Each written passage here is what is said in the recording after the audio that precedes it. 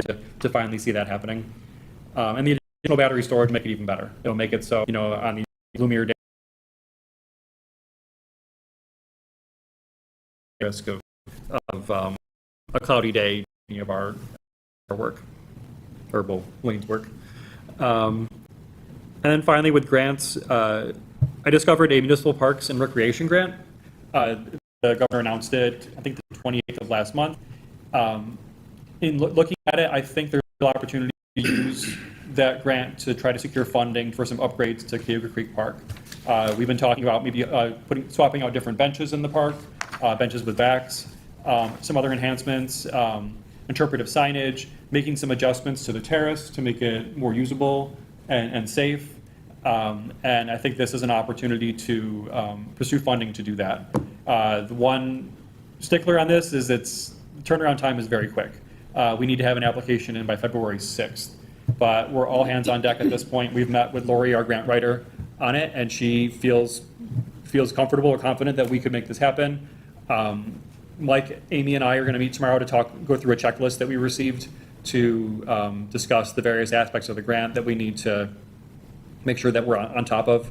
And I'm actually meeting with Bill Shutt and Dan Sandell from Dark Forest Chocolate to kind of walk around the terrace area to discuss our options as far as remedying some of the issues with it, whether that's, replacing some of the stairs or doing whatever needs to happen to make it a more usable space all year round. And because right now, we have it blocked off. We have big chunks of it blocked off because it's just not safe, and it would be nice to make it safe. And that's all I have for grants. Okay. Tech and marketing, Chairman Miller? Just, I guess, to let you know, I don't think you were on the email, but Caitlin's going to get access to the website.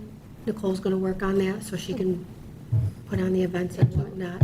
And then when Ashley gets back from vacation, she'll sit with her. I haven't told Caitlin this yet, but she'll sit with her and kind of walk her through what she has to do. Good. So that's all I have. Okay. And Climate Smart, Chairman O'Brien? We have the RFPs for trees for this year, close to 500 trees that we plan on planting. And that's all through the various tree grants that we've gotten. That's very exciting. And Amy tells me that the thermostats at the North End Fire Hall have been upgraded, and all the lights have been replaced with LED, just to make that building more efficient. That's all I have for Climate Smart. Okay. Let's take care of committees, department head reports. Give it to Superintendent of Public Works. Just that we finished up Christmasville cleanup. We're all set with that, so I hate to say it, but Christmasville is now over. And then like we said, we discussed the generator, and we're working on potholes right now, so those will be taken care of as they come up.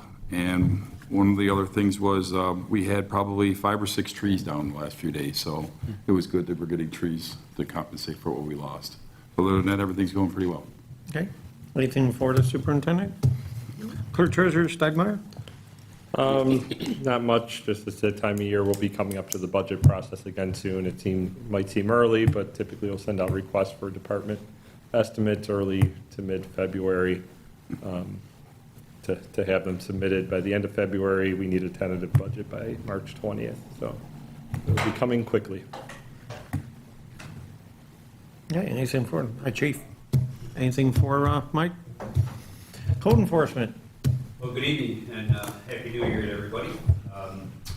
We did receive the notices of the 2024 INI inspection reports. More than likely, we can send out notifications, but I'd like to present them at the sewer committee meeting this Thursday, just to make sure that the verbiage is proper and we have the right contact information for when the residents do receive the notices. There's a total of 22, and it shouldn't be that hard of a lift to send them all out. We're also awaiting the portal for the Department of State's annual reporting for fiscal year 2025. Once that's complete, I'll get a copy of that over to Clerk Stegmeyer's office. I will be absent next meeting cycle, January 26th. I'll be attending a stormwater management conference in Canandaigua. It's a 4-day event, 32 hours of training and recertification. So once I get back, I'll give full report. as always, I'm, available to assist with any permitting of all these projects, the generator, all of the physical changes that are happening to these village-owned buildings. It's just the documentation and inspection verification. Happy to provide that service to the village. Okay, Matt, do you have, in addition to the 22 from 24 for the infiltration reports, do you have the most recent ones? Did you? There was an email sent Tuesday last week from the Department of Public Works that had 22 addresses. Yeah, that had the old ones. Right, and they were, the timeframe was 2024. Yeah, but there was some more, so the ones There's that were- more, so we'll bring them out. We just wanted to get it started, so we sent them over, Okay. the existing ones. So there'll be more after that? Sure. Yeah, okay. Very good. anything else from Matt? Attorney Herzig? Thank you, Mr. Mayor. As Tammy noted a while ago, just within the last several days, there was a meeting with the merchants. Also on the agenda at the time was the adjustment to the special event application that you had requested. So that if a claim is made, the village is made an additional insured by the people sponsoring the event. And also, the disaster coordinator also suggested some adjustments. I would suggest that during the meeting, maybe Tammy would agree to put that into her committee, because there's a good chance it could fall through the cracks. It's nowhere right now, it's just something that's been talked about. Oh, yeah.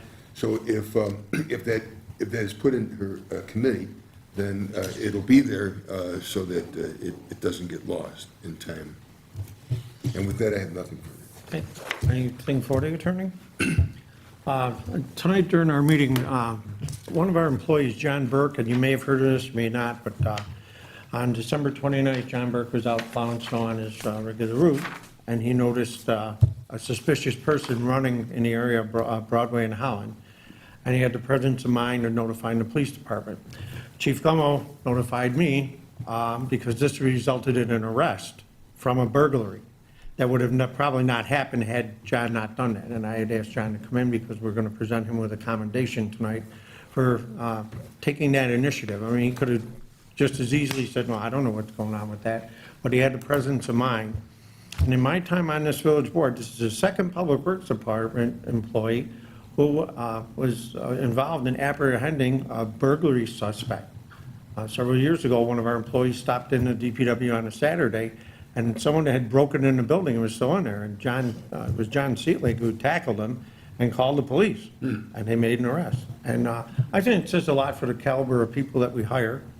Again, I mean, everybody has a choice to make, and John could have just as easily said, I don't know what it is, but I think it was good. And Chief, thank you so much for being here tonight.